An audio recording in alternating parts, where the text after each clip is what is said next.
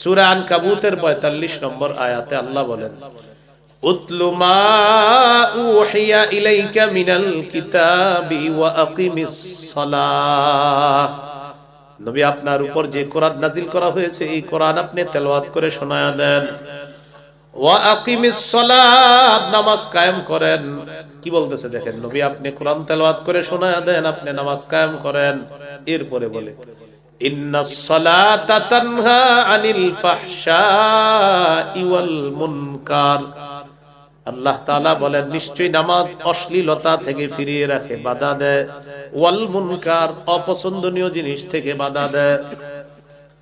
নামাজ অশ্লীলতা থেকে দূরে রাখে, অপছন্দনীয় জিনিস থেকে দূরে রাখে। সূরা তাহা 14 নম্বর আয়াত।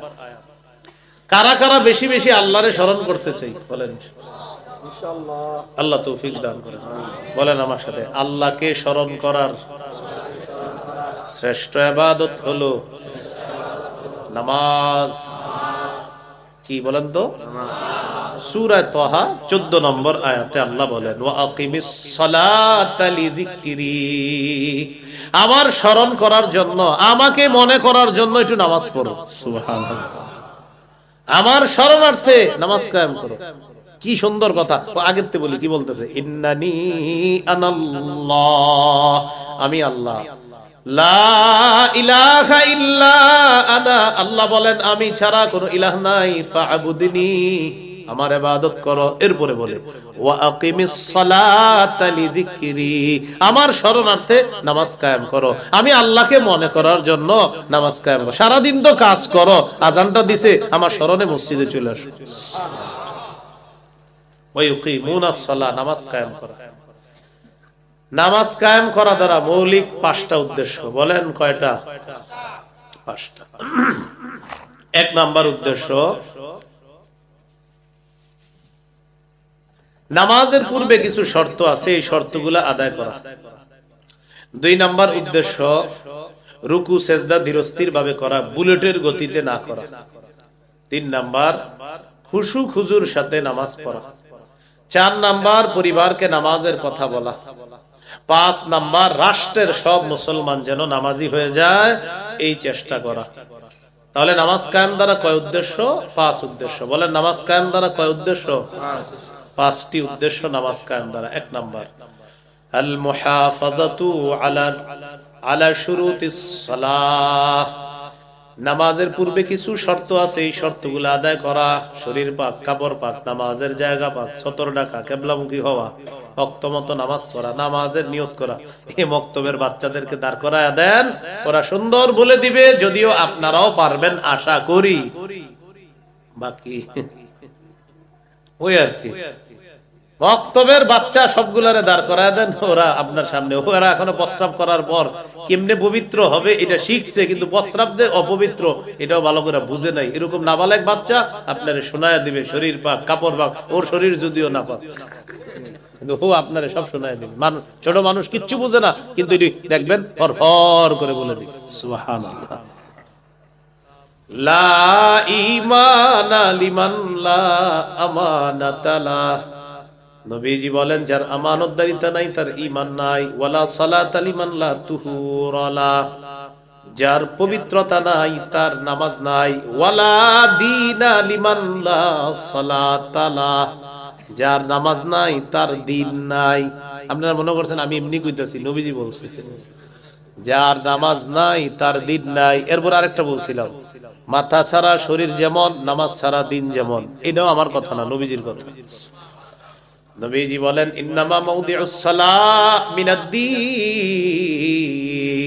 কার-রাসি মিনাল জাসাদ।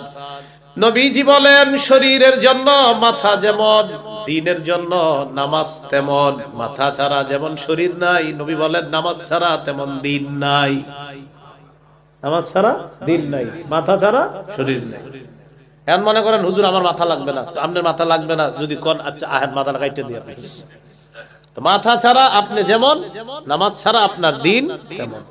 তাহলে আজকে থেকে নামাজ যারা না পড়বেন চিন্তা করবেন, আচ্ছা আমার মাথাটা না থাকলে কেমন হইতো? তখন আপনার আরেকজন বলবে, তোমার নামাজ ছাড়া দিন যেমন, তোমার মাথা ছাড়া শরীরও তেমন। তাহলে মাথা না থাকলে আপনি নিজের প্রশ্ন করবেন, আমার মাথাটা না থাকলে এটা কোনো কথা? নবীও বলেন নামাজ না পড়লে তোমার দিন নাই, এটা কোনো কথা?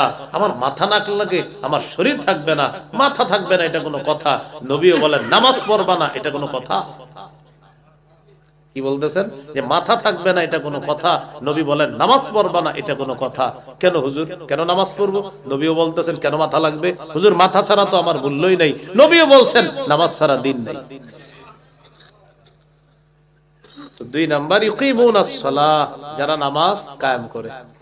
আমরা সবাই নামাজ পড়বো, বলেন ইনশাআল্লাহ। আল্লাহ তৌফিক দান করেন। ইবনে মাজাহ 278 নম্বর হাদিস, قال رسول الله صلى الله عليه وسلم استقيموا, নবী বলেন তোমরা দ্বীনের উপর অটল থাকবা, অবিচল থাকবা। ওয়ালান তুহসু, তবে এটা এত সোজা না। দ্বীনের উপর অটল থাকবা, যদিও দ্বীনের উপর অটল থাকাটা এত সহজ ব্যাপার না, কষ্ট হবে। হ্যাঁ, কষ্ট হবে, অটল থাকতে পারবা না এত সহজে। এরপর নবী বলেন ওয়ালামু, জেনে রাখো, আন্না মিন আফজালি আমালিকুম আস-সালাহ, তোমাদের সবচেয়ে শ্রেষ্ঠ ইবাদত হলো নামাজ, তোমাদের সবচেয়ে শ্রেষ্ঠ আমল হলো নামাজ। বলেন শ্রেষ্ঠ আমল কি? হাদিসের শেষে নবী বলেন ওয়ালা ইউহাফিজু আলাল ওযুই ইল্লা মুমিন, নবীজি বলেন মুমিনরাই ওযু গুরুত্ব সহকারে করে, মুমিনরাই ওযু গুরুত্ব সহকারে করে, মুমিনরা ওযু করে গুরুত্ব সহকারে। তিরমিজির হাদিস, 4 নাম্বার হাদিস।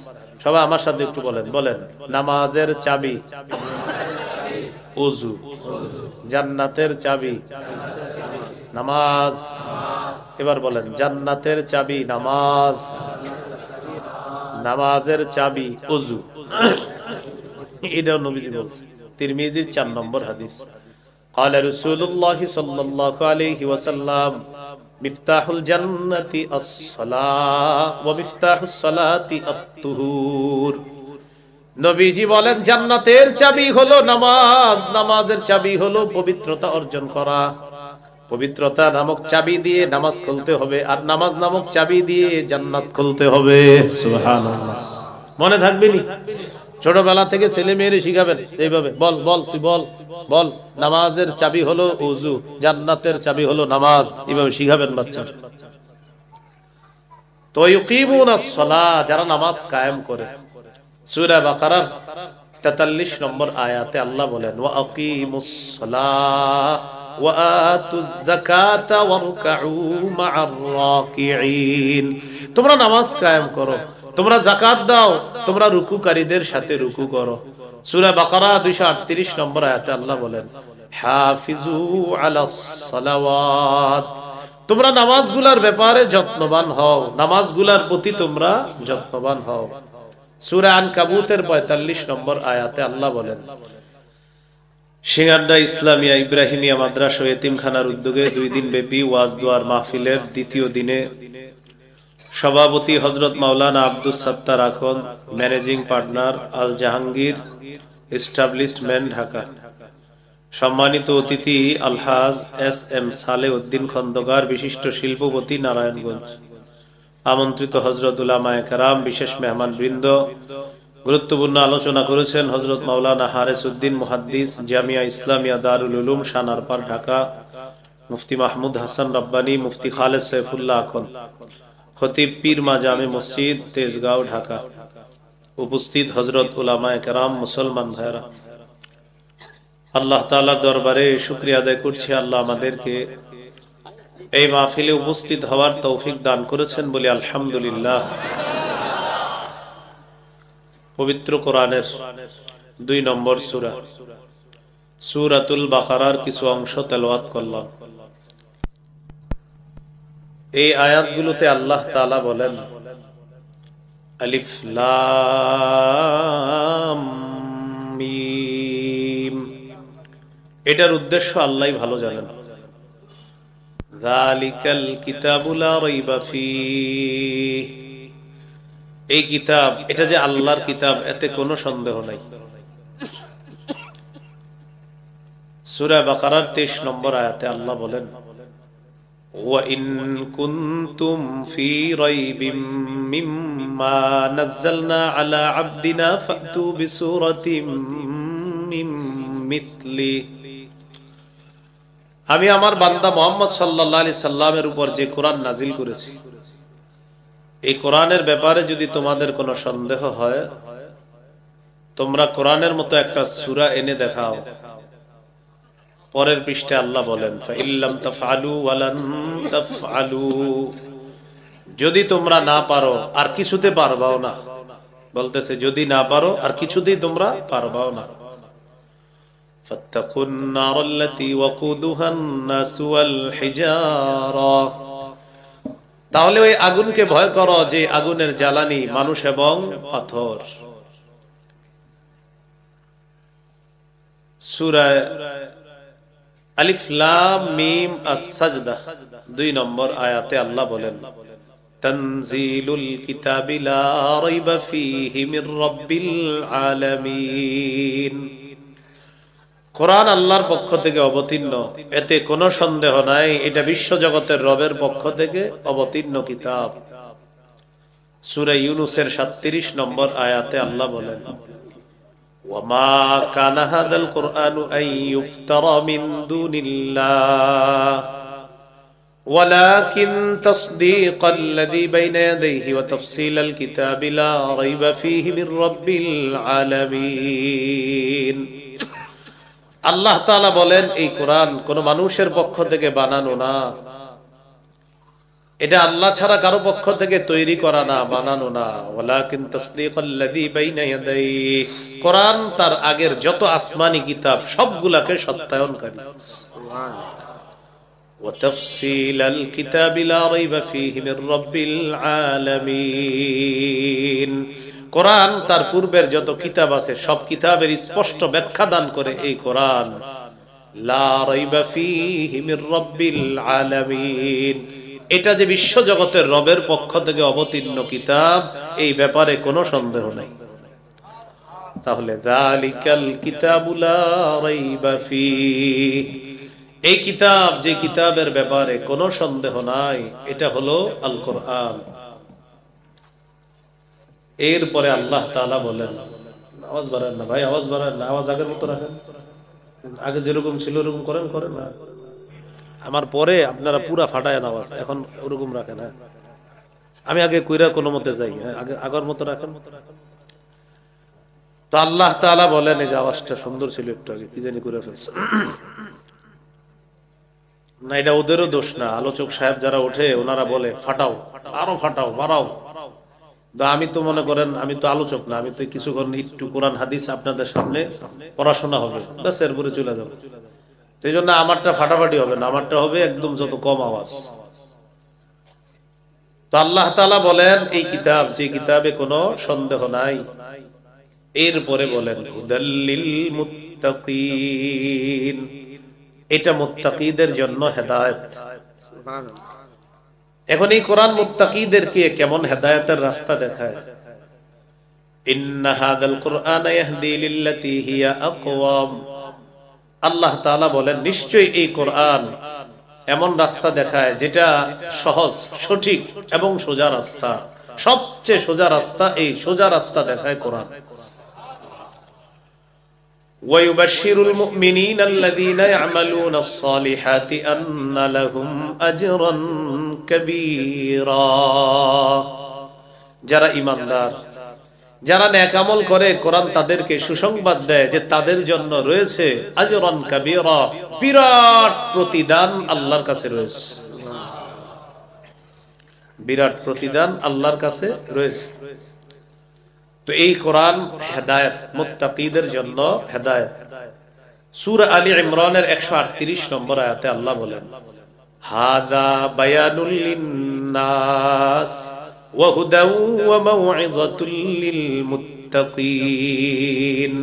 এই কোরআন মানুষের জন্য স্পষ্ট ব্যাখ্যা দানকারী একটা গ্রন্থ। বায়ান, স্পষ্ট একটা রূপরেখা এই কোরআনের মধ্যে আছে। বায়ান সবকিছু স্পষ্ট বর্ণনা করে দেয়। সঠিক পথ নির্দেশক হলো এই কোরআন। ওয়া হুদাও ওয়া মাউইযাতুল লিল মুত্তাকিন। কি বলে দেখেন, যারা মুত্তাকি তাদের জন্য হেদায়েত, তাদের জন্য পুরা কোরআনটা হলো ওয়াজ। সুবহানাল্লাহ। মুত্তাকিদের জন্য পুরা কোরআন ওয়াজ, নসিহত। সূরা ইউনূসের আরেক আয়াতে আল্লাহ বলেন, ইয়া আইয়ুহান নাসু ক্বাদ জাআতকুম মাউইযাতুম মির রাব্বিকুম ওয়া শিফাউন লিমা ফিস সুদুরি ওয়া হুদাও ওয়া রাহমাতুল লিল মুমিনিন। হে লোক সকল, তোমাদের কাছে এসেছে তোমাদের রবের পক্ষ থেকে ওয়াজ। সুবহানাল্লাহ। কি এসেছে? ওয়াজ। বলেন কি এসেছে? ওয়াজ মানে কোরআন, পুরা কোরআন। ওয়া শিফাউল লিমা ফিস সুদূর, অন্তরের রোগের আরোগ্য হলো এই কোরআন। আপনার মনটা খারাপ, 10 মিনিট কোরআন পড়েন, মন ভালো হবেই হবে ইনশাআল্লাহ। যদি বলেন পড়বো না, তাহলে সিঙ্গারডা ইসলামিয়া ইব্রাহিমিয়া মাদ্রাসায় যাবেন, হুজুরের কাছে অনুমতি চেয়ে 10 মিনিট হাফেজ ছাত্রদের পাশে বসে থাকবেন।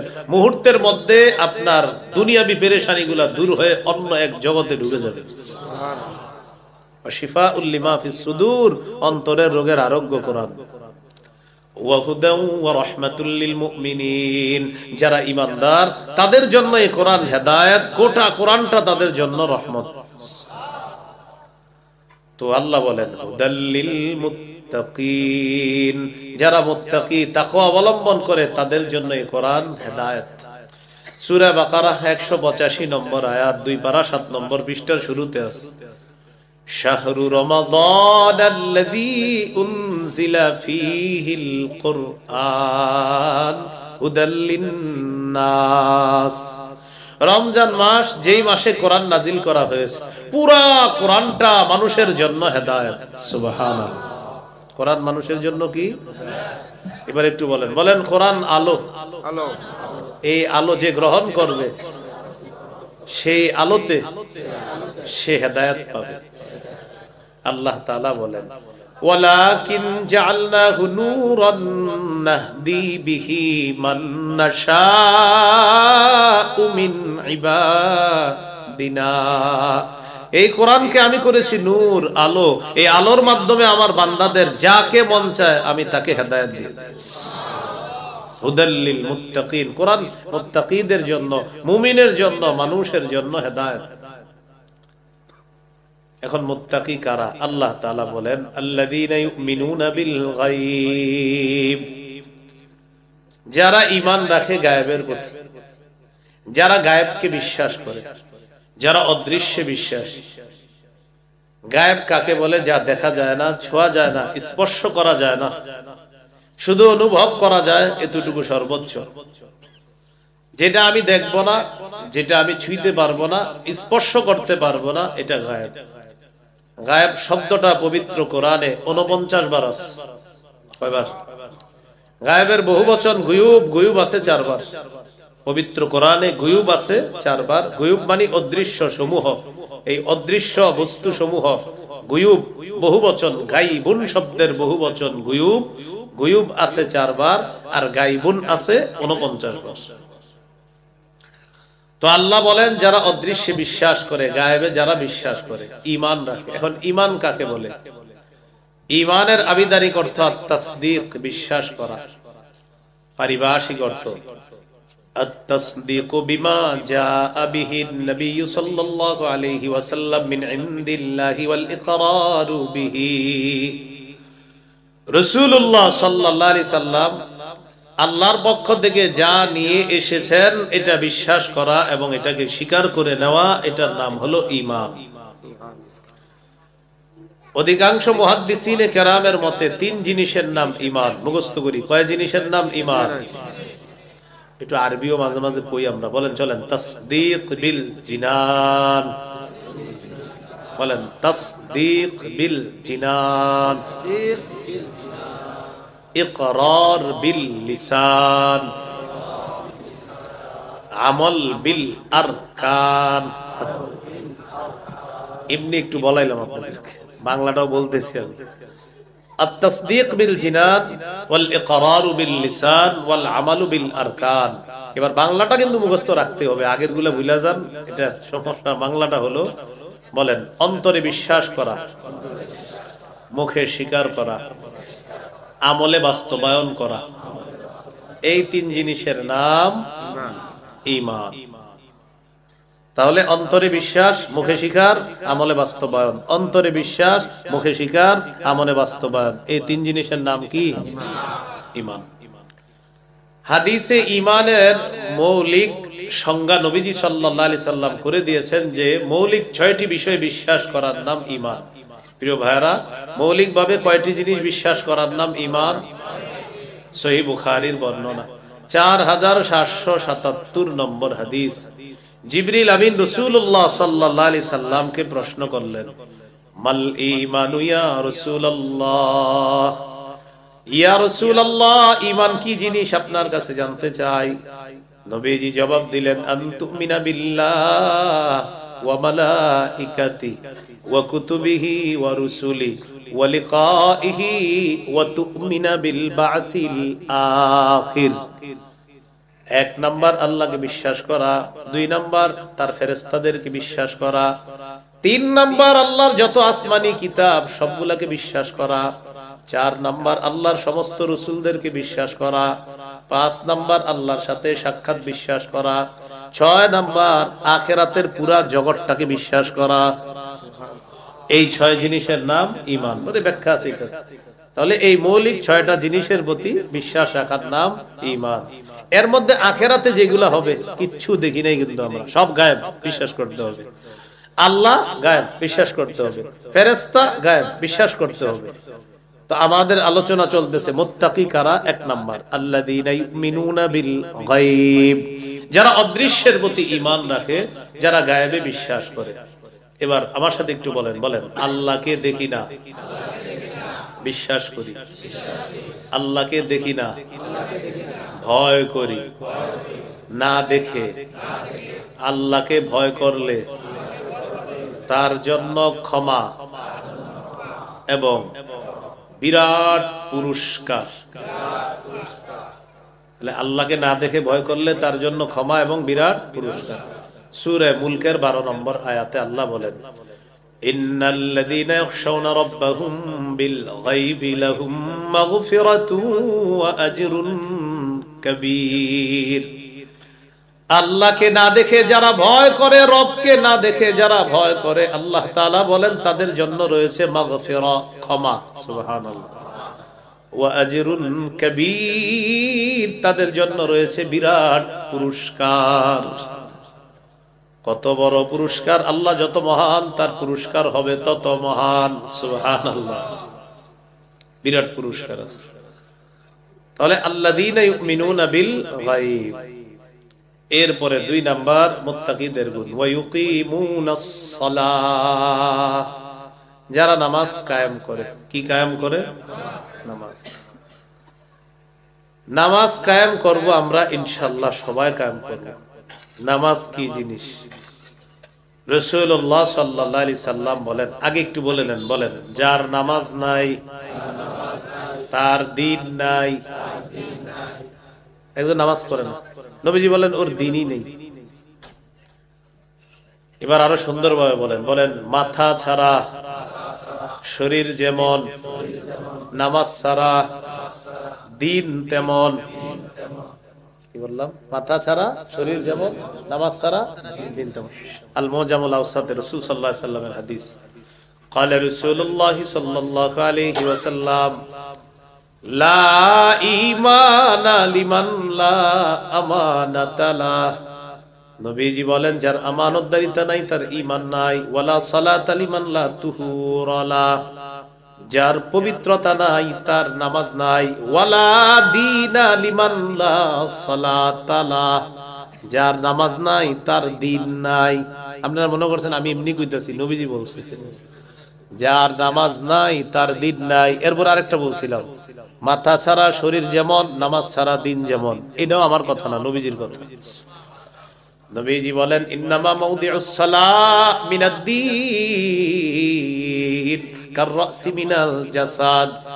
নবীজি বলেন, শরীরের জন্য মাথা যেমন, দ্বীনের জন্য নামাজ তেমন। মাথা ছাড়া যেমন শরীর নাই, নবী বলেন নামাজ ছাড়া তেমন দ্বীন নাই। নামাজ ছাড়া দিন নাই, মাথা ছাড়া শরীর নাই।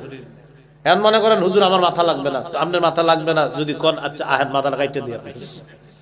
তো মাথা ছাড়া আপনি যেমন, নামাজ ছাড়া আপনার দিন তেমন। তাহলে আজকে থেকে নামাজ যারা না পড়বেন চিন্তা করবেন, আচ্ছা আমার মাথাটা না থাকলে কেমন হইতো? তখন আপনার আরেকজন বলবে তোমার নামাজ ছাড়া দিন যেমন, তোমার মাথা ছাড়া শরীরও তেমন। তাহলে মাথা না থাকলে আপনি নিজের প্রশ্ন করবেন, আমার মাথাটা না থাকলে এটা কোনো কথা? নবীও বলেন নামাজ না পড়লে তোমার দিন নাই, এটা কোনো কথা? আমার মাথা না লাগে আমার শরীর থাকবে না, মাথা থাকবে না, এটা কোনো কথা? নবীও বলেন নামাজ পড়বা না, এটা কোনো কথা? কি বলতেছেন যে মাথা থাকবে না এটা কোনো কথা, নবী বলেন নামাজ পড়বা না, এটা কোনো কথা? কেন হুজুর, কেন নামাজ পড়বো?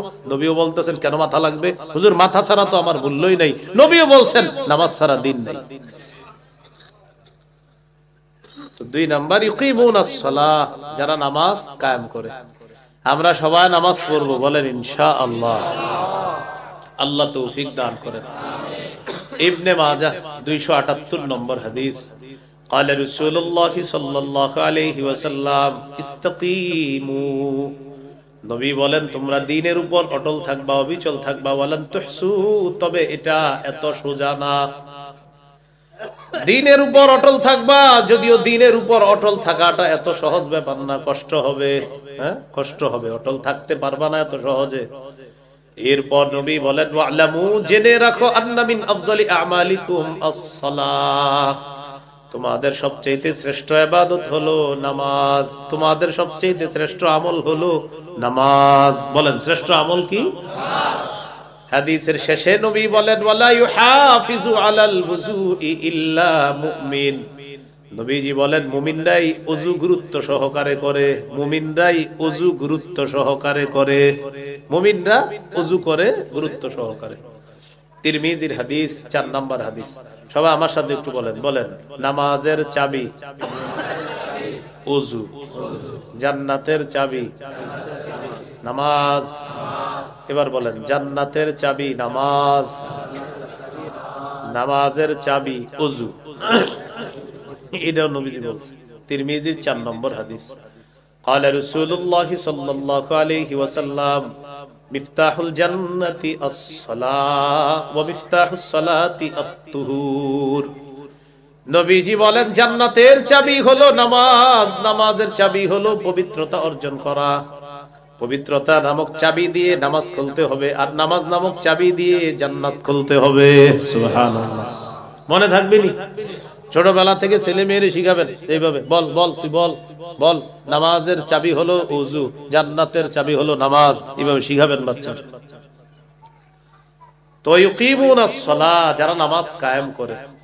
সূরা বাকারার 43 নম্বর আয়াতে আল্লাহ বলেন ওয়া আকিমুস সালাহ ওয়া আতুজ যাকাতা ওয়ারকাউ মা'আর রাকিঈন, তোমরা নামাজ কায়েম করো, তোমরা যাকাত দাও, তোমরা রুকুকারীদের সাথে রুকু করো। সূরা বাকারা 238 নম্বর আয়াতে আল্লাহ বলেন হাফিজু আলাস সালাওয়াত, তোমরা নামাজগুলোর ব্যাপারে যত্নবান হও, নামাজগুলোর প্রতি তোমরা যত্নবান হও। সূরা আনকাবুতের 45 নম্বর আয়াতে আল্লাহ বলেন উতলু মা উহিয়া ইলাইকা মিনাল কিতাবি ওয়া আকিমিস সালাহ, নবী আপনার উপর যে কোরআন নাজিল করা হয়েছে এই কোরআন আপনি তেলাওয়াত করে শোনায়া দেন। ওয়া আকিমিস সালাত, নামাজ কায়েম করেন। কি বলতেছে দেখেন, নবী আপনি কোরআন তেলাওয়াত করে শোনায়া দেন, আপনি নামাজ কায়েম করেন। এরপরে বলে ইন্নাস সালাতা তানহা আনিল ফাহশাই ওয়াল মুনকার, আল্লাহ তাআলা বলেন নিশ্চয়ই নামাজ অশ্লীলতা থেকে ফিরিয়ে রাখে, বাধা দেয়। ওয়াল মুনকার, অপছন্দনীয় জিনিস থেকে বাধা দেয়। নামাজ অশ্লীলতা থেকে দূরে রাখে, অপছন্দনীয় জিনিস থেকে দূরে রাখে। সূরা তাহা 14 নম্বর আয়াত। কারা কারা বেশি বেশি আল্লাহরে স্মরণ করতে চাই বলেন ইনশাআল্লাহ? আল্লাহ তৌফিক দান করেন। বলেন আমার সাথে, আল্লাহকে স্মরণ করার শ্রেষ্ঠ ইবাদত হলো নামাজ। কি বলেন তো? সূরা তাহা 14 নম্বর আয়াতে আল্লাহ বলেন ওয়া আকিমিস সালাতা লিযিকরি, আমার স্মরণ করার জন্য, আমাকে মনে করার জন্য একটু নামাজ পড়ো। সুবহানাল্লাহ, আমার স্মরণার্থে নামাজ কায়েম করো। কি সুন্দর কথা। ও আগের তে বলি কি বলতেছে, ইন্নানি আনাল্লাহ, আমি আল্লাহ, লা ইলাহা ইল্লা আনা, আল্লাহ বলেন আমি ছাড়া কোনো ইলাহ নাই, ফা'বুদনি, আমার ইবাদত করো। এরপরে বলে ওয়া আকিমিস সালাতা লিযিকরি, আমার শরণার্থে নামাজ কায়েম করো। আমি আল্লাহকে মনে করার জন্য নামাজ কায়েম করো। সারা দিন তো কাজ করো, আজানটা দিছে, আমার স্মরণে মসজিদে চলে আসো। ওয়া ইউকিমুনাস সালাহ, নামাজ কায়েম করো। নামাজ কায়েম করা দ্বারা মৌলিক 5টা উদ্দেশ্য। বলেন কয়টা? 5টা। 1 নাম্বার উদ্দেশ্য, নামাজের পূর্বে কিছু শর্ত আছে, এই শর্তগুলো আদায় করা। 2 নাম্বার উদ্দেশ্য, রুকু সেজদা ধীরস্থির ভাবে করা, বুলেটের গতিতে না করা। 3 নাম্বার, খুশু খুজুর সাথে নামাজ পড়া। 4 নাম্বার, পরিবারকে নামাজের কথা বলা। 5 নাম্বার, রাষ্ট্রের সব মুসলমান যেন নামাজি হয়ে যায়, এই চেষ্টা করা। তাহলে নামাজ কায়েম দ্বারা কয় উদ্দেশ্য? 5 উদ্দেশ্য। বলেন নামাজ কায়েম দ্বারা কয় উদ্দেশ্য? 5টি উদ্দেশ্য নামাজ কায়েম দ্বারা। 1 নাম্বার, আল মুহাফাজাতু আলা শুরুতিস সালাহ, নামাজের পূর্বে কিছু শর্ত আছে, এই শর্তগুলো আদায় করা। শরীর পাক, কাপড় পাক, নামাজের জায়গা পাক, সতর ঢাকা, কিবলামুখী হওয়া, ওয়াক্ত মতো নামাজ পড়া, নামাজের নিয়ত করা। এই মক্তবের বাচ্চাদেরকে দাঁড় করায় দেন, ওরা সুন্দর বলে দিবে, যদিও আপনারাও পারবেন আশা করি। বাকি ওই আর কি, মক্তবের বাচ্চা সবগুলারে দাঁড় করায় দেন, ওরা আপনার সামনে। ওরা এখনো প্রস্রাব করার পর কেমনে পবিত্র হবে এটা শিখছে, কিন্তু প্রস্রাব যে অপবিত্র এটাও ভালো করে বুঝে নাই। এরকম নাবালেক বাচ্চা আপনারে শোনায় দিবে শরীর পাক, কাপড় পাক, ওর শরীর যদিও না পাক, কিন্তু ও আপনারে সব শোনায় দিবে। ছোট মানুষ কিচ্ছু বুঝে না, কিন্তু দেখবেন ফর ফর করে বলে দিবে। সুবহানাল্লাহ।